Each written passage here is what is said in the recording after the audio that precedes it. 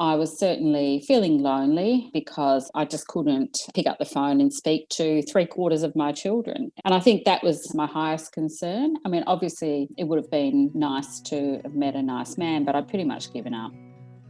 So 3 or 4 months ago, I was not in a great space with respect to my children.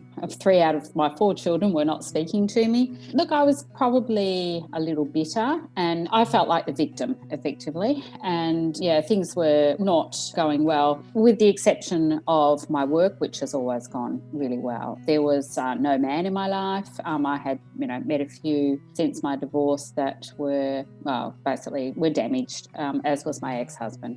I was certainly feeling lonely because I just couldn't pick up the phone and speak to 3/4 of my children. And I think that was my highest concern. I mean, obviously, it would have been nice to have met a nice man, but I'd pretty much given up. My biggest problem to solve was to try to build a better relationship with my children, but without, giving lots of leeway to them. They have historically been given everything that they ask for. I'd set them up for that, but to start trying to give a bit of tough love, in terms of not giving them everything that they requested, that obviously caused problems. Look, I just think that I got to a point where I thought, look, I do need some help. I had seen when one of my sons was going through a particularly bad phase a couple of years ago, I did go to a psychologist to talk through some things. Yeah, look, that helped at the time, but I just felt like I needed more.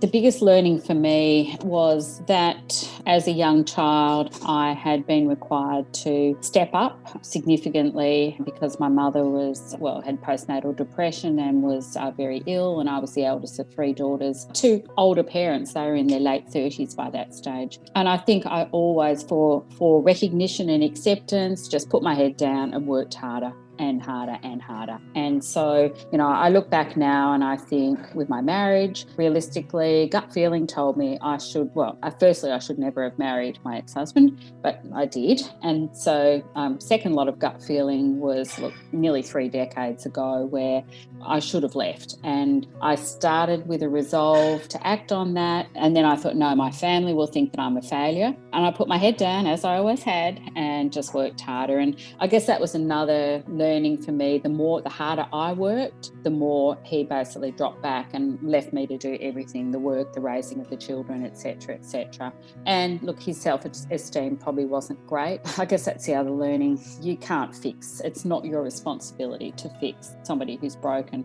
So I guess once he left, the guys I met were not dissimilar. And so there was this pattern that continued. My kids weren't respecting me and I had no boundaries, effectively. So I think learning about boundary setting and keeping, understanding where you've come from and what you can do to change, and being accepting of yourself. They were my key learnings. So the learnings are already impacting me. I'm at a crossroad with my work. My boss had suggested that I might drop down a few levels. They'd still pay me the same, but I would not have the career status that I'd built through my career. Now, the old Jill probably would have said, sure, let's just do it. But the new Jill said, no, why would I accept that? So that absolutely was a boundary for me that I made very clear that I was not going to allow anyone to cross over. And so now they're thinking about what alternative senior roles they can give. With respect to my children, whilst I haven't actually resolved anything with the 3, I'm much more comfortable about that. I do recognise that I just need to give them some time, and then when I feel ready, I will approach them individually. I will explain to them what I've learnt about myself, and then hopefully they'll be in agreement to map a way forward that they can be respectful of me and that I can be respectful of them.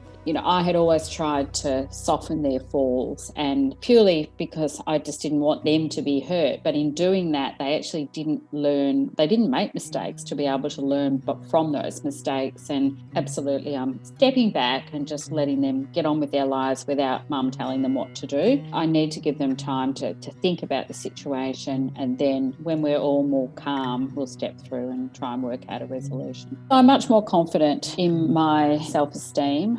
It's going to take practice for sure to make sure that I do keep celebrating successes, that I actually not just set boundaries, but I'm really clear about communicating, voicing those boundaries. And the sort of person who does, I take time to think through things before I do speak. That's actually an advantage because I can be using the tools to help me to articulate where things are going to go in the future. And that's actually quite a turnaround for my children, for example. I'm actually really enthusiastic about turning all of that around. I think that will be a great outcome if I can get to that place.